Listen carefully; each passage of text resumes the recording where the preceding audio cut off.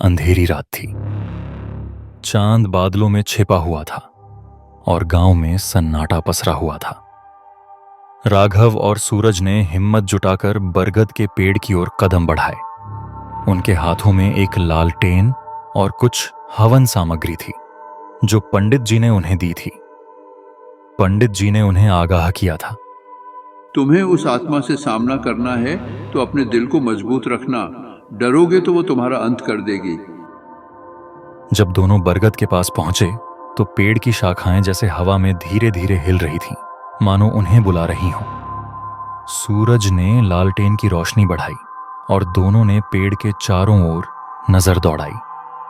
जड़ों के पास मिट्टी में अजीब सी आकृतियां बनी हुई थीं, जैसे किसी ने जानबूझकर वहां कुछ खोदा हो। राघव बोला, यही जगह है।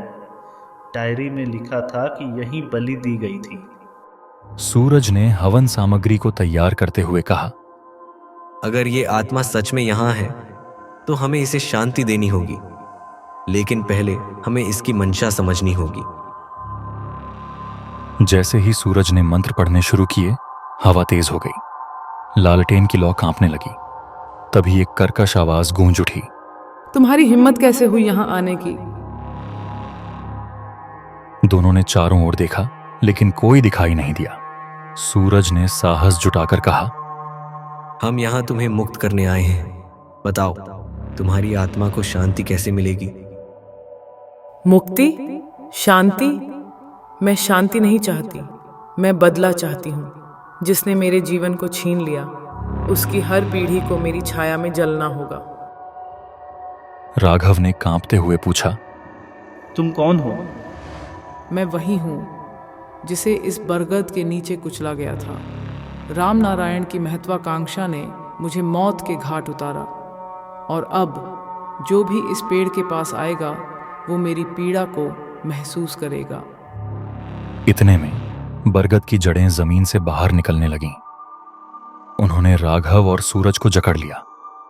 दोनों ने छूटने की कोशिश की, लेकिन जड़ें इतनी मजबूत थीं कि हिल भी नहीं रही थीं।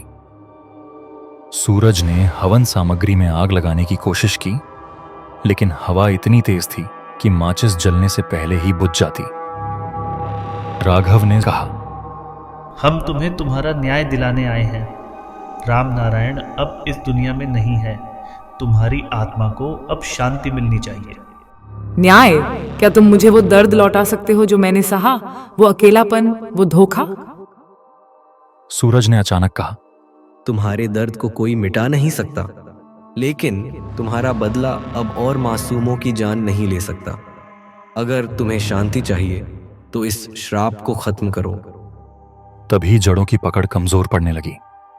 तुम मुझसे शांति की बात कर रहे हो? ये पेड़ मेरा कैद खाना है और मैं इसे छोड़ नहीं सकती। लेकिन तुम्हें इसे छोड़ना होगा।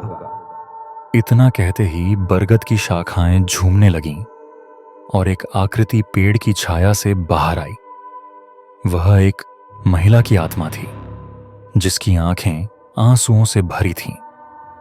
उसने कहा, अगर तुम सच में मेरी मदद करना चाहते हो तो इस बरगद को जलाकर इसे खत्म करो। यही मेरा कैद खाना है। राघव और सूरज दोनों हक्का बक्का रह गए। सूरज ने कहा, लेकिन इस पेड़ को जलाने का मतलब है गांव की जान को खतरे में डालना। यह पेड़ गांव की जड़ों से जुड़ा है। तो फिर मैं और भी लोगों को यहाँ बुलाऊंगी। जो मेरे दर्द को समझेगा वही मुझे मुक्त कर पाएगा। राघव ने कहा, हम कोई और रास्ता निकालेंगे, लेकिन हमें समय दो। महिला ने उन्हें एक रात की मोहलत दी। अगर कल तक तुम कोई हल नहीं निकाल सके तो मैं तुम्हें और पूरे गांव को अपनी छाया में समेट लूंगी। जड़ें वापस जमीन में समा गईं और महिला की आकृति गायब हो गई। सूरज और राघव ने राहत की सांस ली, लेकिन अब उनके पास समय कम था। अगले एपिसोड में क्या राघव और सूरज उस आत्मा को मुक्त करने का कोई और रास्ता खोज पाएंगे, या उन्हें बरगद को जलाने का कठिन फैसला लेना पड़ेगा? इस संघर्ष में क्या कोई और छिपा रहस्य उजागर होगा?